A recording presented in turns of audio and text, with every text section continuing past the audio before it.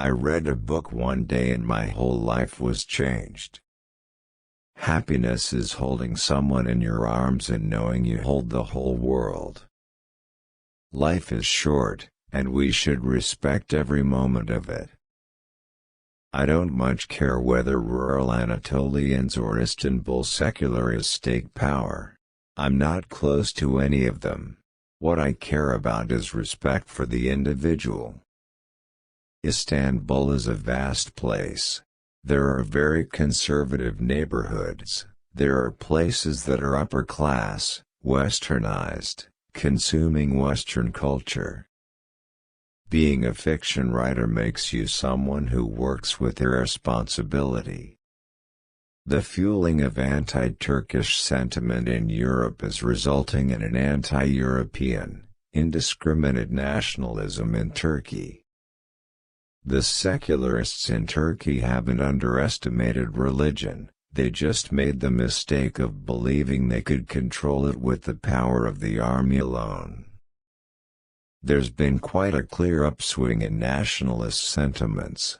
Everyone is talking about it, in Turkey as well. When I paint, I definitely live in the present, like someone in a shower whistling or singing. I really don't want to portray the Islamists as simply evil, the way it's often done in the West. My hero wants to belong too, but he doesn't want to give up all the things he came to value in the West. The hero of the book does long to experience God, but his conception of God is very Western. The challenge is to lend conviction even to the voices which advocate views I find personally abhorrent, whether they are political Islamists or officers justifying a coup. I see Turkey's future as being in Europe, as one of many prosperous, tolerant, democratic countries. These political movements flourish on the margins of Turkish society because of poverty and because of the people's feeling that they are not being represented. The opponents of this process have always tried to vilify Westernization as a poor imitation. Well, on the one hand the Turks have the legitimate need to defend their national dignity, and this includes being recognized as a part of the West and Europe. At first my publisher had reservations about publishing it in the form you are familiar with. I want to describe the psychological state of the people in a certain city. I sometimes feel nervous because I give stupid answers to certain pointless questions. It happens in Turkish as much as in English. I speak bad Turkish and utter stupid sentences. I have been attacked in Turkey more for my interviews than for my books. Political polemicists and columnists do not read novels there.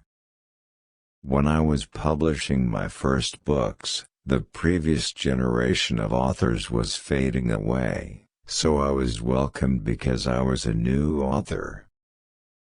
Generally, I get bad reviews in Turkey. To appropriate an invention, be it artistic or technical, you have to have at least a part of your spirit embracing it so radically that you somehow change. First, I would find an object which I would think is suitable for my characters and stories, then write about it, and in the end, I ended up with a house full of thousands of objects. At the age of 60, I am less experimental and more mature. I want most of all to convey my understanding of life. For me, Westernization is not about consuming fanciful goods, it's about a system of free speech, democracy, egalitarianism and respect for the people's rights and dignity. We fall in love more deeply when we're unhappy. The Museum of Innocence is not about politics, it's a love story, but I think it's political in the sense that it wants to capture how a man suppresses a woman. I don't like to make strong statements. I want to write strong novels.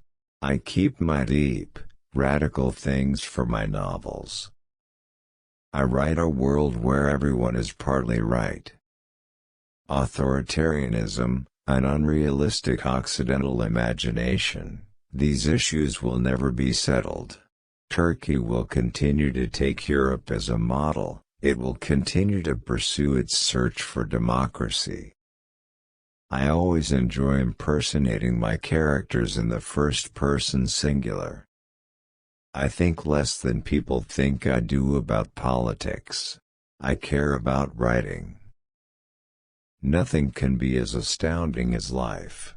Except for writing. Yes, of course, except for writing, the sole consolation. Dogs do speak, but only to those who know how to listen. I get used to my fountain pens and my clothes, and I can never throw them away. I replace them only when I see that they are broken or embarrassing to wear. The first thing I learned at school was that some people are idiots. The second thing I learned was that some are even worse. A museum should not just be a place for fancy paintings but should be a place where we can communicate our lives through our everyday objects. Tell me then, does love make one a fool or do only fools fall in love? Painting is the silence of thought and the music of sight. Books, which we mistake for consolation, only add depth to our sorrow. After all, a woman who doesn't love cats is never going to make a man happy. As much as I live I shall not imitate them or hate myself for being different to them.